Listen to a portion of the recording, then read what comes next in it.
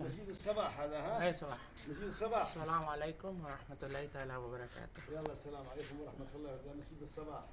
Masjid As-Sabah, the Roofless Mosque. مسجد الصباح. Ito po yung masjid noon, masjid kung saan nagsali ang Propeta Muhammad sallallahu alaihi wasallam kasama ang kanyang sahaba na si Abu Bakar Siddiq radhiyallahu anhu. Dito po nila kinanta yung Tala al-Badrun alayna min taniyatil wada na kaya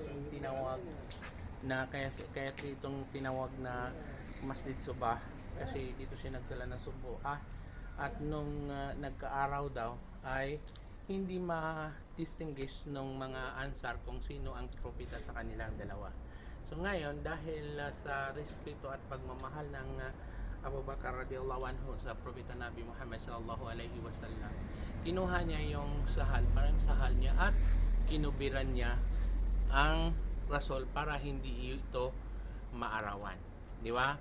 So ngayon doon po nagsimula na dahil doon ang nakilala ng mga Ansar na ang Nabi ay si Propeta Muhammad sallallahu alaihi wasallam, kaya hindi na ito nilalagyan ng bubong, kaya sinawag siya na ganyan. So tingnan mo, nung una kong bisita wala ito.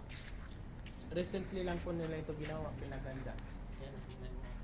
At dati ito, hindi po siya ganyan. Wala pong semento ito dati. Ito ay, nung una ako nagsali dito, nakaano mo yan, dati.